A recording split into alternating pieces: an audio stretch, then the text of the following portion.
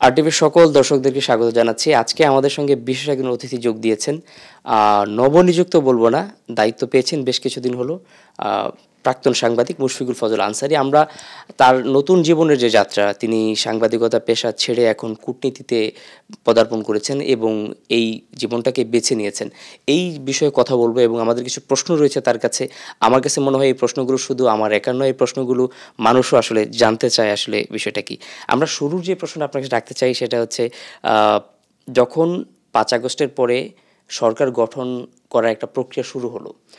তখন আমরা দেখলাম যে বিভিন্ন জায়গা থেকে আপনার নামটা আসছিল উপদেষ্টা পরিষদে এবং গুরুত্বপূর্ণ জায়গা থেকে আপনাকে আহ্বানও জানানো হয়েছিল যতটুকু আমরা জানি উপদেষ্টা পরিষদে জয়েন করার জন্য। আপনি তখন যাননি।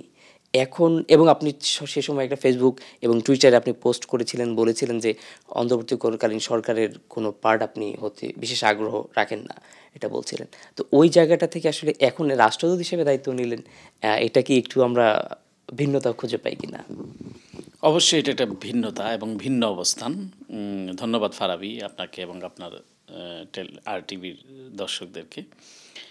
হ্যাঁ, আমি প্রথম দিকে যখন আমাদের একটাই আকাঙ্ক্ষা ছিল যে বাংলাদেশের এই জাহেলিয়াত থেকে মুক্ত হওয়া, স্বৈরাচারী শেখ হাসিনার পতন ঘটানো, মানুষের আকাঙ্ক্ষার বাস্তবায়ন, তখন এক ধরনের উদ্যম কাজ করেছে, এক ধরনের স্পৃহা কাজ করেছে এবং এখনও সেটি আছে এবং এটি থাকবে যখনই গণতন্ত্র হুমকির মুখে পড়বে, মানবাধিকার হুমকির মুখে পড়বে এবং গুম খুনের পরিস্থিতি তৈরি হবে। আমি মনে করি যে আমি যেই অবস্থানে থাকি না কেন আমার অবস্থানের পরিবর্তন হবে না, সেটা আমি শুরুতেই বলে রাখি।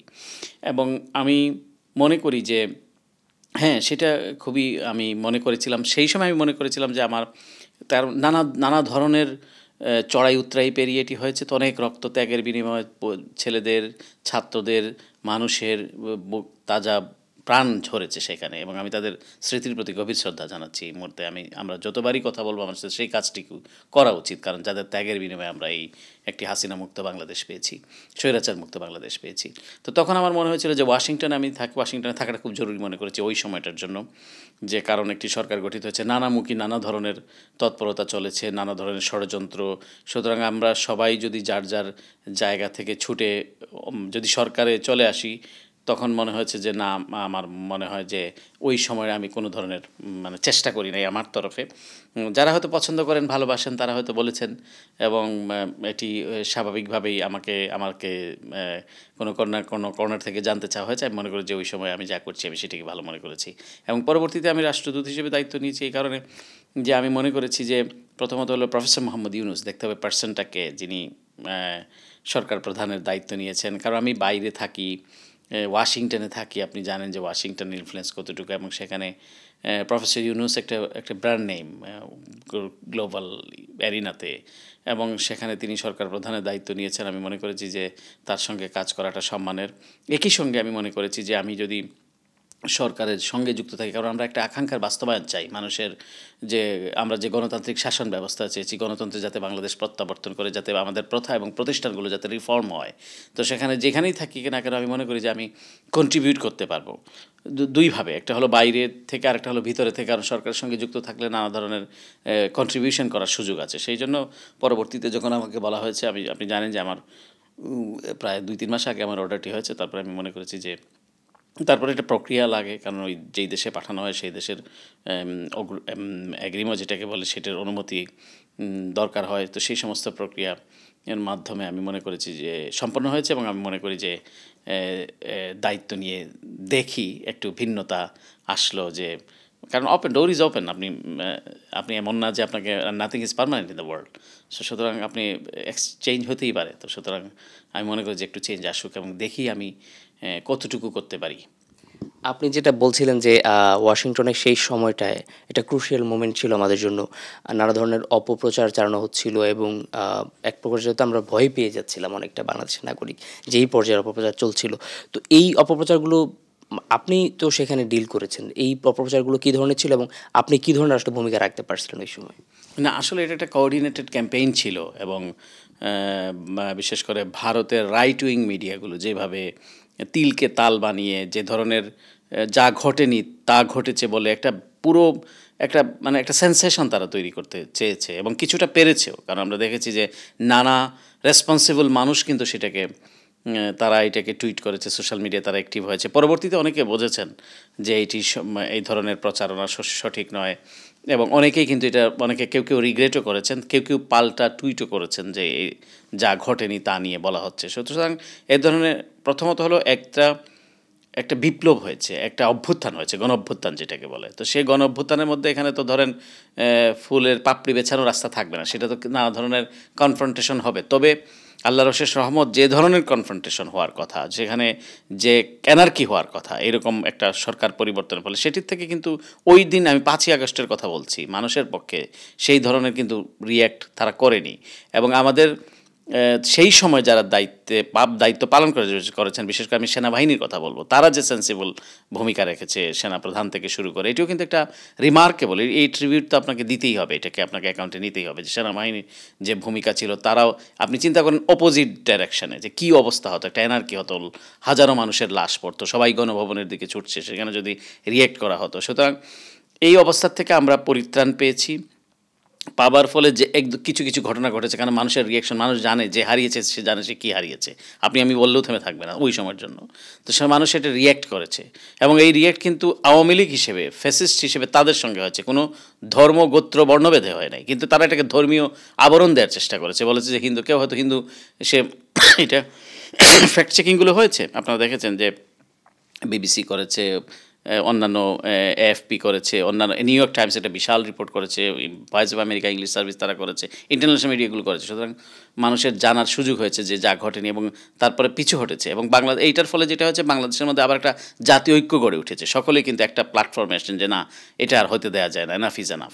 সুতরাং মানুষ যে একটা জাতীয় ঐক্যর মাধ্যমে যে এটা সকলে মিলে এটাকে এই ডিসইনফরমেশন এবং মিসইনফরমেশন জবাব দিচ্ছি। ইভেন আমাদের ভিন্ন ধর্মাবলম্বী, মানে হিন্দু ধর্মাবলম্বীর ভাইয়ের বোনেরা, তারাও কিন্তু অনেকেই কিন্তু এটা রিয়েক্ট করেছে। তাদেরকে আমরা দেখেছি যে তারা যা ঘটেনি তা প্রচার করা হচ্ছে। কেউ কেউ বলেছেন যে আমরা ভারতের চেয়ে নিরাপদ এখানে বোধ করি, মানে আমাদের আমি মাইনরিটি কখনো বলতে চাই না, আমাদের ভিন্ন ধর্মাবলম্বী যারা। কিন্তু সেখানে দেখেন পক্ষান্তরে কী হয়েছে, মণিপুরে প্রায় শতাধিক চার্চ জ্বালিয়ে দেওয়া হয়েছে।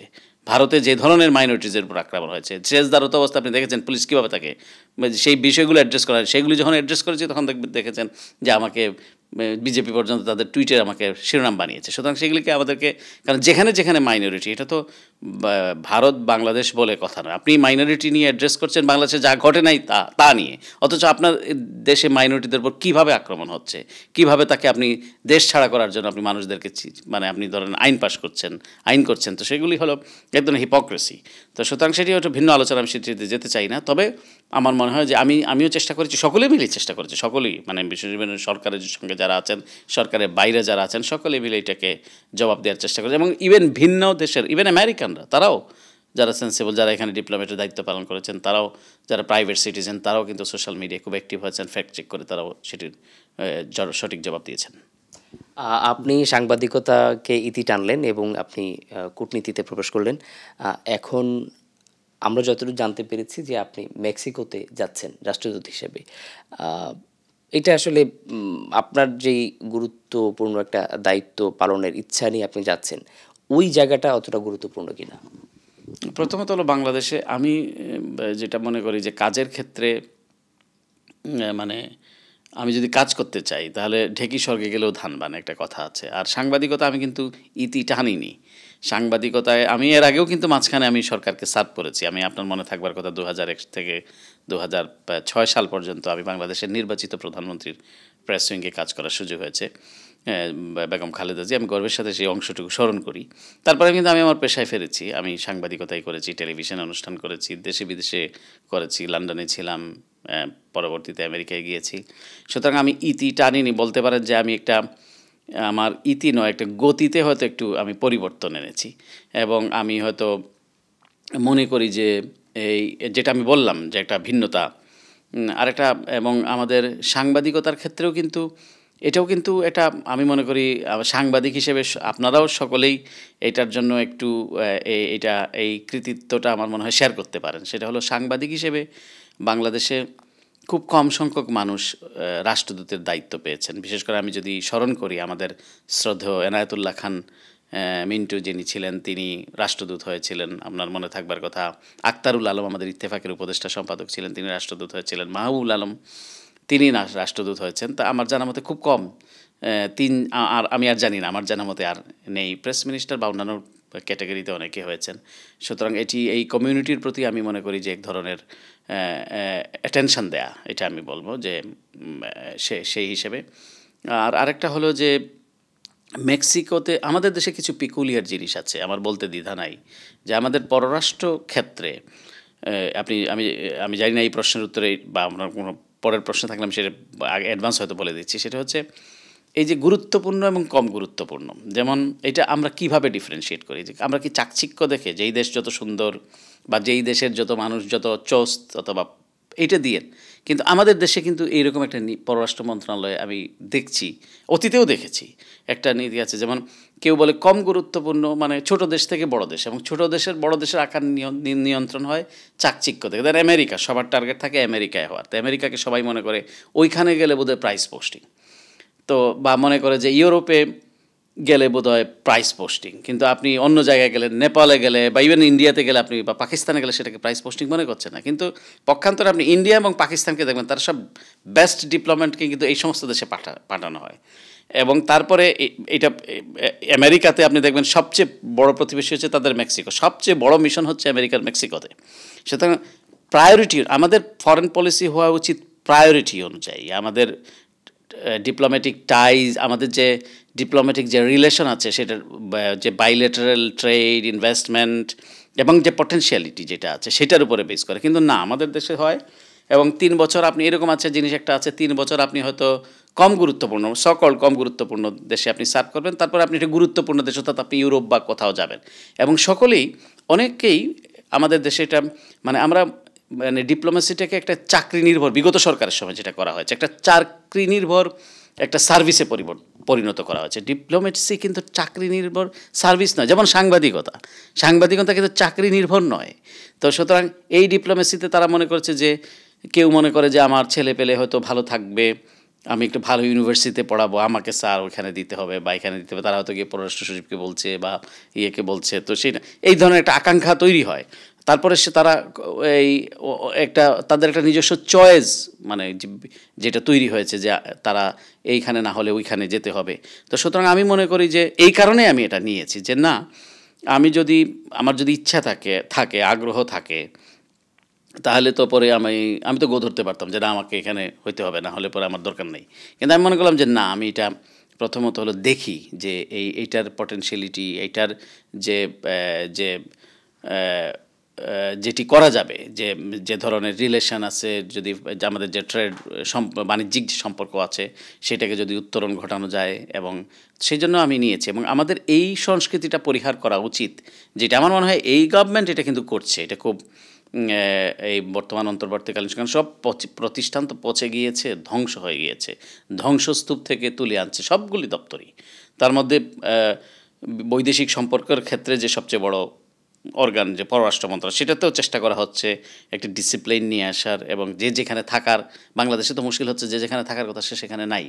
তো এই জন্য মানে ইম্পর্টেন্সটা বোঝা যে কোনটা গুরুত্বপূর্ণ এবং কোন বিষয়গুলোকে অ্যাড্রেস করতে হবে। শুধুমাত্র চাকরির খাতিরে চাকরি করা, এটা কিন্তু তাহলে তো রাষ্ট্র উপকৃত হবে না। তো এটা কিন্তু চুক্তিভিত্তিক নিয়োগের ক্ষেত্রেও আমরা দেখেছি, যখন চুক্তিভিত্তিক নিয়োগগুলো হয়েছে আমরা দেখেছি অতীতে বিগত সরকারের সময়ও দেখেছি যে একজন প্রেস মিনিস্টার নিয়োগ করেছে, তারা নানা ধরনের কর্মকর্তা নিয়োগ, তারা কেবলই চাকরি করেছে, তাদের সরকারকেও কিন্তু তারা খুব ভালো সার্ভ করতে পারে নাই। এই জন্য তো অন্য কান্ট্রি থেকে আউটসোর্সিং করতে হয়েছে বাংলাদেশের ফরেন পলিসিকে। আমি সেদিকে যেতে চাই না। আমার পরবর্তী প্রশ্ন হচ্ছে যে রাষ্ট্রদূত হিসেবে চুক্তিভিত্তিকভাবে আপনাকে নিয়োগ দেওয়া হয়েছে, বাংলাদেশের জনগণ আপনার কাছ থেকে কী আশা করতে পারে? প্রথমত হলো বাংলাদেশের জনগণ, আমাদের তো মুশকিল হলো আমাদের একটু পাবলিক এক্সপোজারটা একটু বেশি। এটা কিন্তু আহামরি কিছু না। আমি বরং মনে করি যে আমি যে কাজটা করেছি সেটা বরং আমি কিছুটা মানে কৃতিত্ব দাবি করতে পারি, অথবা সেখানে কৃতিত্বের স্বাক্ষর রাখার বিষয় আছে। কিন্তু রাষ্ট্রদূত হিসেবে হ্যাঁ, আমি আমার বেস্টটা দেওয়ার চেষ্টা করব উইথ মাই বেস্ট অ্যাবিলিটি। এবং রাষ্ট্রদূত হিসেবে আমি কূটনৈতিক অঙ্গনে আমার বিচরণ অনেক দিনের, আপনি জানেন আমি কূটনৈতিক রিপোর্টার হিসেবে কাজ করেছি, এবং ওয়াশিংটনে থাকার সুবাদে মোটামুটি আমি কূটনীতিকদের নিয়ে অনুষ্ঠান করেছি টেলিভিশনে, অনেক অ্যাম্বাসেডার আমার অনুষ্ঠানে জয়েন করেছেন। আমি অনেকগুলি ইন্টারভিউ করেছি, আমি জাতিসংঘ মহাসচিব থেকে শুরু করে অনেকের ইন্টারভিউ করার সুযোগ হয়েছে, প্রেসিডেন্টকে প্রশ্ন করার, প্রেসিডেন্ট অফ দি ইউনাইটেড স্টেটসকে প্রশ্ন করার সুযোগ আমার হয়েছে, প্রেস সেক্রেটারি সবাইকে।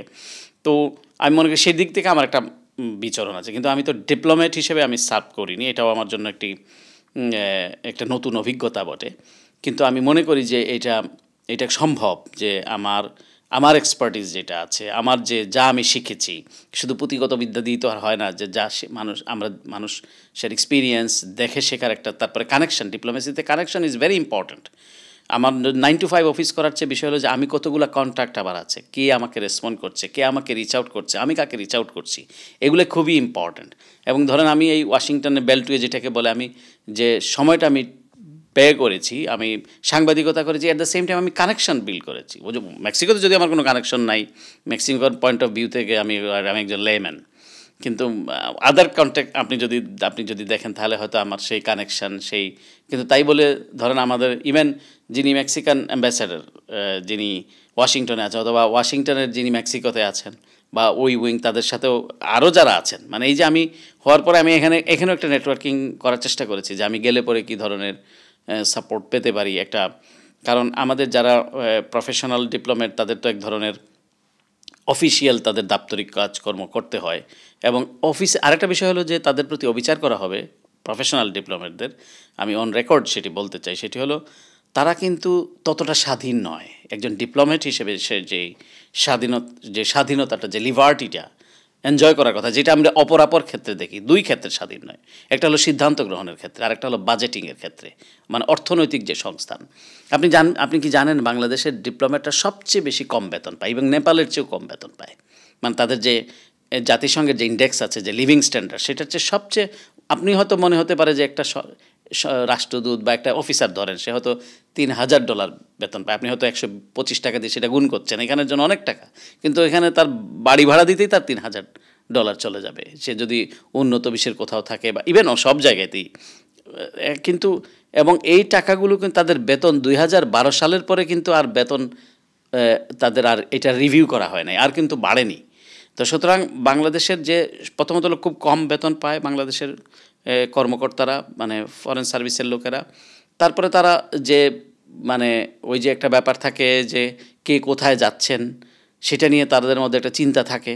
তো এবং তারপরে হলো আপনি যদি প্রেসিডেন্ট অফ দি ইউনাইটেড স্টেটসকে ফোন করতে পারে আমেরিকান অ্যাম্বাসেডার যে কোনো প্রয়োজনে, ধরেন যিনি আমেরিকান অ্যাম্বাসেডর যিনি কাজ করছেন এখানে, তার অ্যাক্সেস কিন্তু সরাসরি প্রেসিডেন্ট পর্যন্ত আছে, যে কোনো প্রয়োজনে সে সরাসরি ফোন করতে পারবে।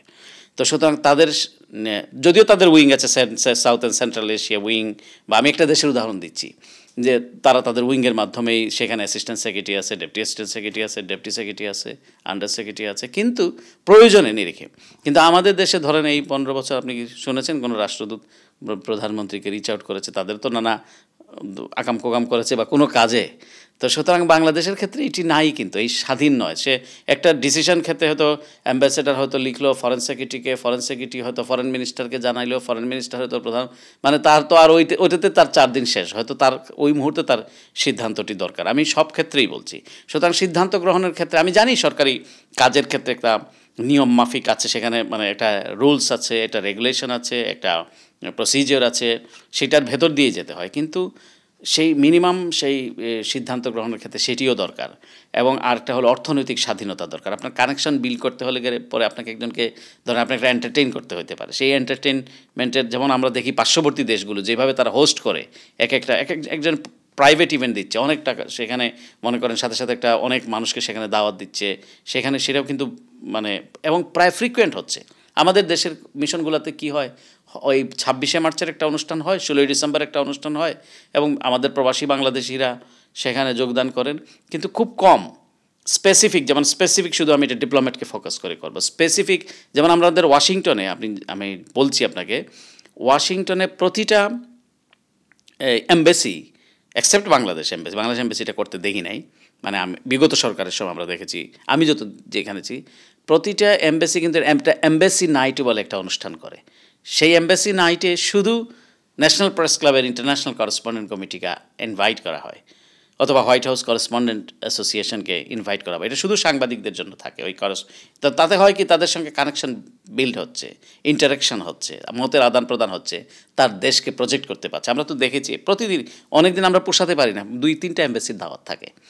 তো এই যে জিনিসগুলো আমি দেখি নাই কোনো দিন, মানে ওই যে এত বছর যে কোনো দিন কোনো একটা এম্বাসি নাইট হইতে কোনো আমি শুনি নাই, হয়তো তারা করেছে, হয়তো আমি জানি না, বাট আমি শুনি নাই। তো এটা আমার এখন আমি ঢুকে মনে হচ্ছে যে এটা করতে পারবে না তারা, চাইলেও অনেক ক্ষেত্রে, কারণ তাদের সেই বাজেট থাকে না করার। সেই মানে এখানে মানে যদি বাজেটটা, যদিও আমাদের গরিব দেশ, বাজেটটা খুব অবারিত যদি থাকে তো সেটা বরং মানে, এবং অনেক দেশে আমাদের তো নিজস্ব মিশন নাই, ভাড়া বাড়িতে, যেমন আমি মেক্সিকোতে যাচ্ছি, সেখানে হচ্ছে, এখানে ঢাকায় কিন্তু মেক্সিকোর মিশন নাই, সেটা তারা নয়াদিল্লি থেকে দেখেন, কিন্তু সেখানে মেক্সিকোর মিশন এখানে চালু হবার কথা, এবং মেক্সিকোতে যে মিশন সেটিও খুব নতুন, খুব বেশি পুরাতন নয়, ভাড়া বাড়িতেই পরিচালিত হয়। তো যাই হোক, এটি আমি মানে বিষয়গুলো বললাম, এগুলো অ্যাড্রেস করা দরকার আমার মনে হয়।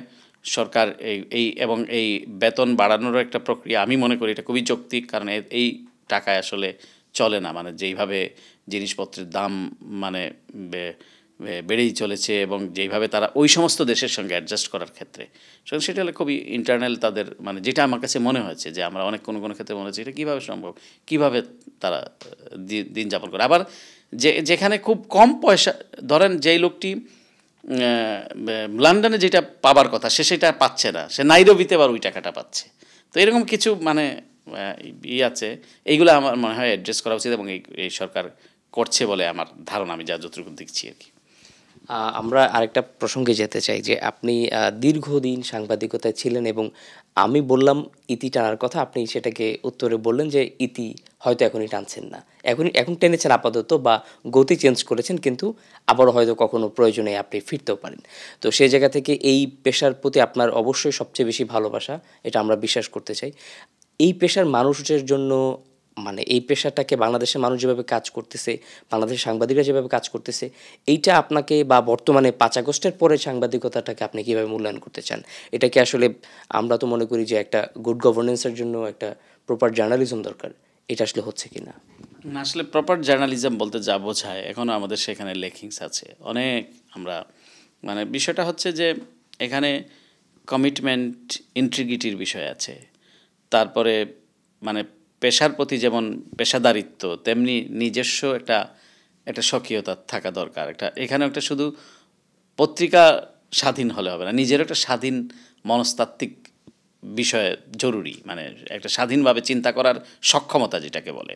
অনেক ক্ষেত্রে আমাদের দেশের মানুষ মনে হয়, সাংবাদিকতা তো বটেই, যে স্বাধীনতা পেলেও সেই স্বাধীনতাটাকে ভিন্নভাবে তারা এনজয় করেন, এবং সঠিকভাবে মানে যে স্বাধীনতাটাকে উপভোগ করার কথা সেটির ক্ষেত্রে ব্যত্যয় ঘটে নানা কারণে, আমরা দেখেছি মানুষের মধ্যে সেটি আছে।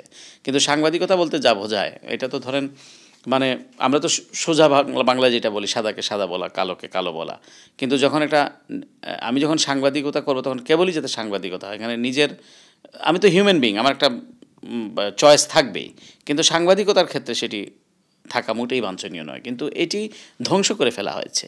এই যে 15 বছরের সাংবাদিকতা, তার হয় এটা স্থাপকতা হয়েছে, একটা স্থাপক শ্রেণী তৈরি হচ্ছে, মিডিয়া দিয়ে দেওয়া হয়েছে নিজস্ব কতগুলো লোকদেরকে, তারা টেলিভিশনের মালিক হয়েছে। তো সুতরাং এবং তারা যারা স্থাপক শ্রেণী তৈরি হয়েছে, যারা করতে পারবে তাদেরকেই কিন্তু চাকরিতে নিয়োগ দেওয়া হয়েছে, যারা করে নাই তারা খুবই দুর্বিষহ জীবনযাপন করেছে, চাকরি হয় না, কত সাংবাদিক বেকার, এখনও বেকার অনেকেই।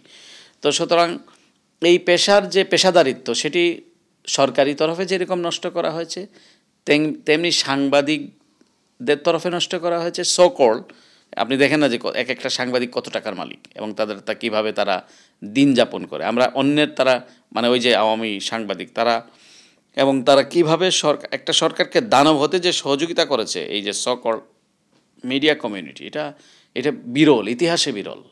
কারণ এবং সো-কল্ড সিভিল সোসাইটি এখন তো খুব স্বাধীনতা আমরা দেখি, খুব মানে এটা করা দরকার, ওইটা দরকার, নানা ধরনের নীতিবাক্য। এমন তো আমরা দেখেছি যে অনেক চালু মানে গণমাধ্যম, যাদের ধরেন একটা সেকুলার আইডেন্টিটি আছে, সমাজে একটা প্রতিষ্ঠিত মানুষ পড়ছে, কিন্তু সে সমস্ত প্রতিষ্ঠানও যখন আমি দেখেছি যে তারা বলছেন যে না, শেখ হাসিনা উনি তো প্রধানমন্ত্রী, উনি তো অনেক কথা বলবেন, ওনাকে একটা জায়গায় রেখে আমরা সরকারের সমালোচনা করি। তারা এই দেশের মিডিয়াগুলো শেখ হাসিনাকে একটা দেবীর আসনে বসিয়ে হয়তো তার কোনো মন্ত্রীর সমালোচনা করেছে, তার হয়তো কোনো সিস্টেমের সমালোচনা করেছে, গভর্নমেন্টের সমালোচনা করেছে, করে বোঝাতে চেয়েছে যে আমরা তো স্বাধীনতা ভোগ করছি, এবং এটা দেখাতে চেয়েছে দুনিয়াকে, না দেখো আমাদের দেশ স্বাধীন। এবং শেখ হাসিনাকে রিপোর্টার্স উইদাউট বর্ডার্স তাদের 12 জনের একটা তালিকা করেছে যে কারা সংবাদ মাধ্যমের শত্রু, তার মধ্যে শেখ হাসিনা। এবং বাংলাদেশের ইন্ডেক্সটা দেখেন কত পিছনে, দক্ষিণ এশিয়ারও পিছনে, যে হ্যাঁ আফগানিস্তানের পিছনে, এখন বোধহয় আফগানিস্তানের উপরে বাংলাদেশ।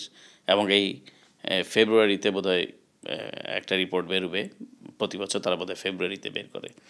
তো এখন সাংবাদিকতা, এখন তো আমি মনে করি যে হ্যাঁ আস্তে আস্তে ফিরছে, কিন্তু ওই মালিকানা তো রয়েই গিয়েছে।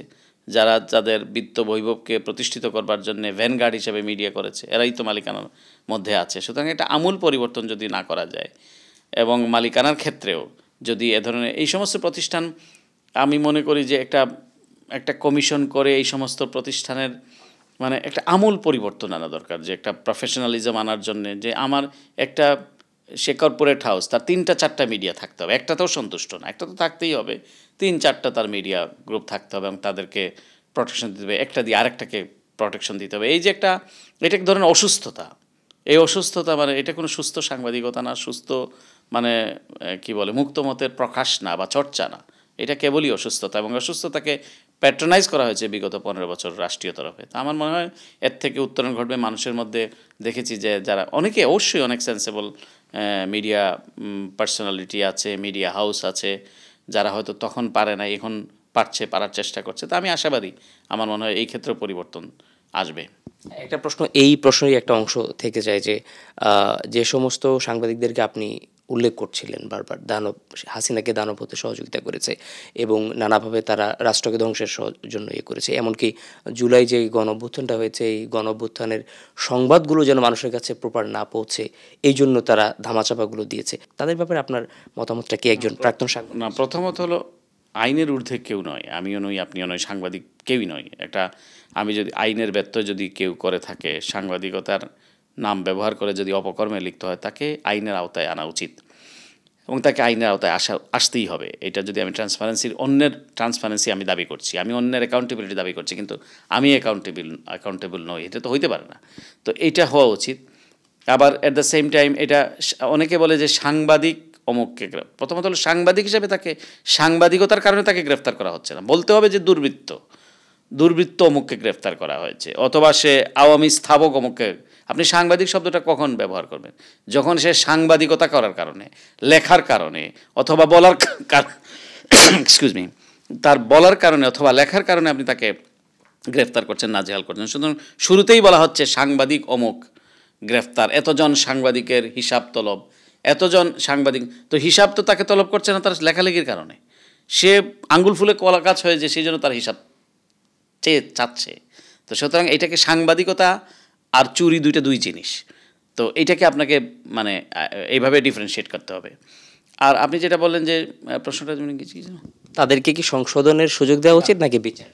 না, আমি যেটা বললাম যে সংশোধন কি, মানে এখনও তো আমরা দেখি, এদের কোনো লজ্জাও না। এই যে অনেককে দেখছি তারা কিন্তু মিশে গিয়েছে, খুব এখনই সুন্দর সুন্দর কথা বলছে। এরা দেখেছি যে এদের ফেসবুকের স্ট্যাটাস অনেকে কিন্তু মুছে ফেলেছে, তাদের আপনি আর পেছনে গেলে পাবেন না। আমি দেখেছি যারা মানে সিআরআইয়ের স্থাপক ছিল, যাদের পয়সা দিত, তারাও দেখেছি বিজনেস কমিউনিটিতে, তারা এসে এখন দেখি লম্বা চড়া কথা বলছে। কিন্তু আমি এই কিছু লোক আছে যারা আমাদেরকে আনফ্রেন্ড করে ফেলেছে, এই সাংবাদিক লোকগুলো, মানে আমাদের সাংবাদিক করার ক্ষেত্রে এরা আবার নতুন করে মানে ফেসবুকের কথা বলছে, ফ্রেন্ড রিকোয়েস্ট পাঠাচ্ছে, সুন্দর কথা বলছে, আপনাকে কংগ্রেচুলেট করছে, এটা করছে ওইটা করছে, আজ আগায় নিতে হবে আমাদের ছাত্র জনতার গণ অভ্যুত্থান। তো এদের বলে না জার্সি বদল, অনেকে বলে বিউরোক্রেসিতে বা অনেক পুলিশে জার্সি বদল, কিন্তু সাংবাদিক, এই সকল সাংবাদিক আমি দেখলাম খুব দ্রুত তারা নিজেদেরকে পাল্টে ফেলার চেষ্টা করছে। আবার ভিতরে ঘাপটি মেরে বসে আছে, যদি একটু পাওয়া যায় পান থেকে চুন বা চুন থেকে পান যদি খসে, তাহলে পরে ধরে ফেলা বা করা। তো এখন এই যে, এবং ক্রিমিনালদের বক্তব্য, যারা ক্রিমিনাল, যারা গুলি করে মানুষ মেরেছে চাক্ষুষ দিনে দুপুরে, তাদেরকে তাদের বক্তব্য ইনিয়ে বিনিয়ে তারা প্রচার করতে চায়। তো সুতরাং এটার ব্যাপারে বাংলাদেশে একটা সিদ্ধান্তে আসা জরুরি যে আপনি এই ফ্যাসিজমের বিস্তৃতি ঘটাতে দিবেন না, বন্ধ করবেন। এই ফেসিবাদ যারা বাংলাদেশে কায়েম করেছে, সবাই তো ফেসিবাদ বলছে, এটা আলাদা আলোচনা, সেটাও বুঝতে হবে যে কেন ফেসিস্ট আর কেন ফেসিবাদ, এবং এই ফেসিবাদটা কার বিরুদ্ধে হয়েছে এটাও দেখতে হবে যে এই ফেসিবাদের আক্রান্ত কারা ছিল, 15 বছর কারা ছিল, বিরোধী দল যারা ছিল। আপনাকে এটা হিসাবে রাখতেই হবে। ছাত্র জনতার গণ অভ্যুত্থানের মাধ্যমে যেরকম ছাত্ররা রক্ত দিয়ে মানে এইটার জবনিকা ঘটিয়েছে, কিন্তু এই 15 বছরের ফেসিবাদ চালু ছিল কিন্তু প্রধান বিরোধী দলের বিরুদ্ধে, বিএনপির বিরুদ্ধে। এই ফেসিবাদটা হয়েছে কিন্তু লক্ষ লক্ষ মামলা হয়েছে, এই যে একটা বিএনপির নেতাও কিন্তু তার ঘরে ঘুমাতে পারেনি, এবং সব ফলস মামলা, গুম হয়েছে অসংখ্য। তো এটা মিলিয়ে আমি এটা হয়তো এটা মানে একটা অ্যাপিল থাকবে যে এই সকলের অংশগ্রহণের মধ্য দিয়ে কিন্তু এই বিপ্লবটা সাধিত হয়েছে। সুতরাং এইখানে কারো অংশ যে আমি বেশি করেছি অথবা কেউ কম করেছে অথবা ওরা কি করেছে, ওরা তখন কোথায় ছিল, এইসব না করে বরং একটা জায়গায় আমাদের কমন এনিমি হচ্ছে শেখ হাসিনা এবং তার দোসররা। এখানের ব্যাপারে কোনো কম্প্রোমাইজ নাই। এখানে এই কমন এনিমিকে সামনে রেখে বাকি সবাই, আমি জানি সকলে ঐক্যবদ্ধ, এবং আমি এই সুযোগে বলতে চাই যে এটা খুব জরুরি যে কমন এনিমিকে বাদ দিয়ে বাকি পুরো রাষ্ট্র, যারা দেশের মানুষ, যারা নাগরিক, সকলে কিন্তু ঐক্যবদ্ধ। এখানে কম বেশি করার কোনো সুযোগ নাই। পলিটিক্স যার যার পলিটিক্স থাকবে, কিন্তু এই জায়গায় কিন্তু সকলকে একটা মানে দৃঢ় ঐক্যবদ্ধ থাকতে হবে যে এদের সাথে কোনো জিরো টলারেন্স। আমাদেরকে অনেকক্ষণ সময় দেওয়ার জন্য আপনাকে অসংখ্য ধন্যবাদ। আপনাকেও ধন্যবাদ। দর্শক, আমরা দীর্ঘক্ষণ কথা বলেছি নবনিযুক্ত মেক্সিকান রাষ্ট্রদূত মুশফিকুল ফজল আনসারীর সঙ্গে, যিনি বাংলাদেশের 18 কোটি মানুষের কণ্ঠস্বর হয়ে দীর্ঘ 1 যুগেরও বেশি সময় ধরে আন্তর্জাতিক বিভিন্ন মহলে বাংলাদেশের নিপীড়িত, বাংলাদেশের বঞ্চিত মানুষের কথা বলে গেছেন, এবং বাংলাদেশের গণতন্ত্র এবং বাকস্বাধীনতা পুনরুদ্ধারে এবং ফ্যাসিজমের পতনের ক্ষেত্রে যার ভূমিকা অনস্বীকার্য বলে অনেকে স্বীকার করেন, তার সঙ্গে আমরা কথা বলেছি। আশা করি আমাদের এই পর্বটি আপনারা উপভোগ করেছেন এবং আগামীতে আমাদের সঙ্গে থাকবেন।